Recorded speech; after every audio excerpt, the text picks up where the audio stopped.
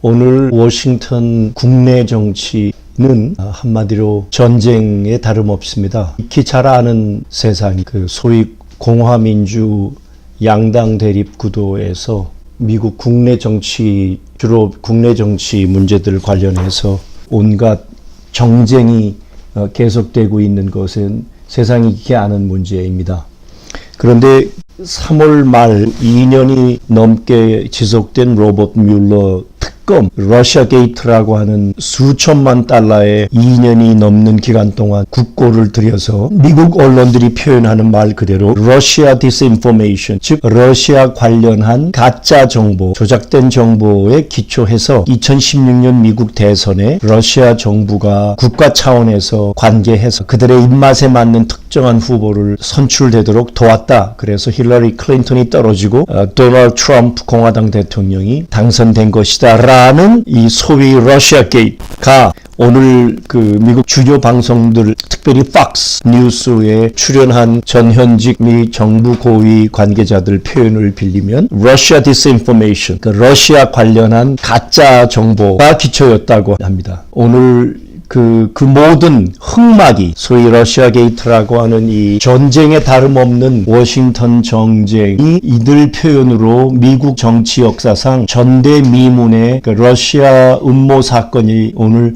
만천하에 있는 그대로 명명백백하게 소개되고 폭로되고 있습니다. 러시아 게이트라고 하는 이 음모 사건의 배후의 정점에 힐러리 클린턴이 있다고 하는 것이 이제 오늘 뉴스의 주요 쟁점이 되고 있습니다. 윌리엄 바라고 하는 이름의 미 법무장관이 임기 초기에 로버트 뮬러가 자신의 2년 반에 걸친 특별검사 보고서를 제출하죠. 뮬러는 자기가 살기 위해서 이전에도 밝혔듯이 특검 결과에 미국 정부 그 누구도 클린턴 행정부를 포함한 거죠. 러시아 직간접적으로 2016년 대선 관련해서 관계된 것이 없다. There is no conspiracy라고 하는 것에 대해서는 명백하게 자기 결론을 내린 보고서였습니다. 그러나 그 보고서에서 그는 자기가 살기 위해 obstruction of justice라고 하는 미국의 사법 절차를 진행하는 데 있어서 행정부가, 예를 들면 화이트 하우스가 백악관이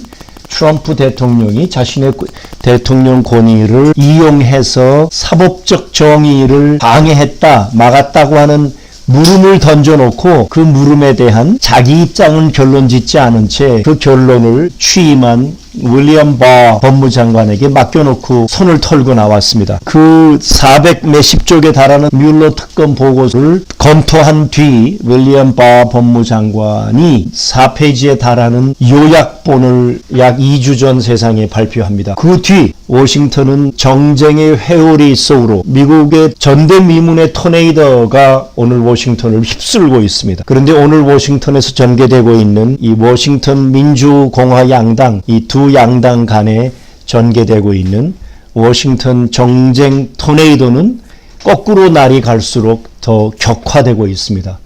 그 와중에 지난 2016년 미국의 CIA와 현직 당시 존 브라이넌 CIA 국장과 코미 FBI 국장 그리고 제임스 클래퍼 NSA 전 국가안전정보국 미국의 16개 혹은 요즘 말하는 17개 모든 정보 조직을 통칭하는 그 모든 것의 정보 책임자였던 제임스 클래퍼 등이 당시 오바마 행정부 임기 말에 클린턴과 함께 2016년 대선에 러시아 정부가 조직적으로 개입했다고 하는 가짜 정보에 기초한 러시아 게이트를 전개하도록 허락했다고 하는 사실이 오늘 공개되고 그 자금을 힐러리 클린턴이 됐다고 하는 것이 오늘 폭로되면서 워싱턴 정가는 정녕 한 치 앞을 보기 어려울 정도로 상상을 초월하는 전쟁에 다름없는 토네이도가 일고 있습니다. 먼저 결론적으로는 2020년 트럼프 재선 가도는 이번 뮬러 특검이 그를 1차적으로 러시아 게이트에서 자유롭게 하고 신임 법무장관이 뮬러 특검 보고서에 기초해서 미 행정부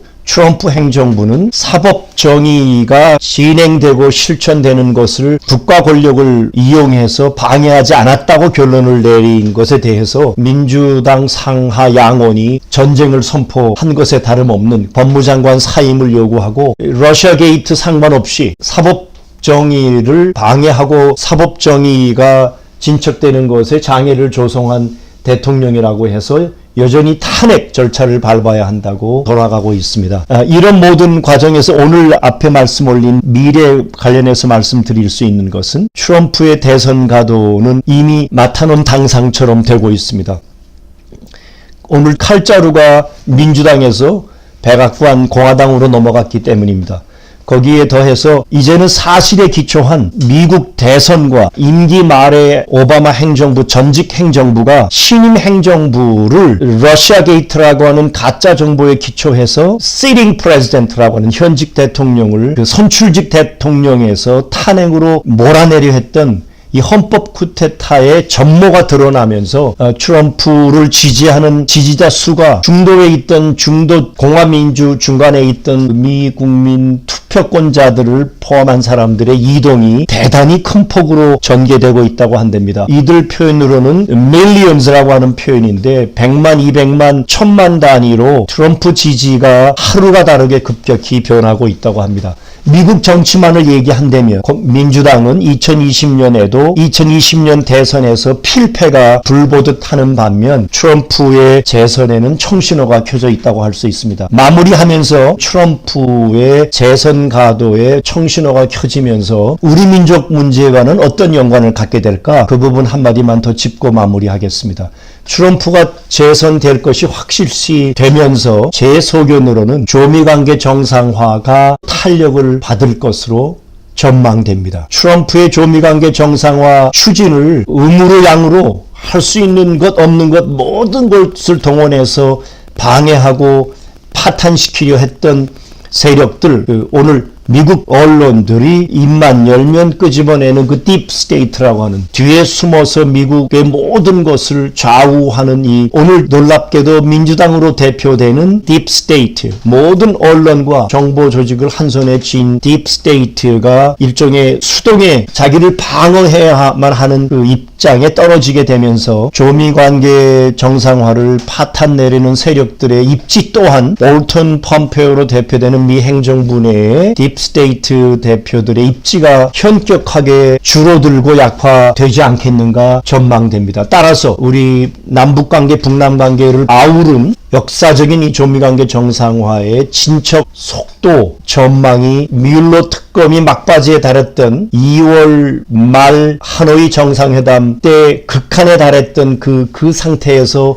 벗어난 트럼프가 오늘 좀 더 좋은 정치적 입지에 올라가게 되면서 조미관계 정상화가 우리 민족의 염원인 평화롭고 자주적인 통일 국가로의 그 미래로 나아가는데 좀 더 좋은 정치적, 국제적, 객관적 환경을 조성하는 데 일조하리라 생각됩니다. 고맙습니다.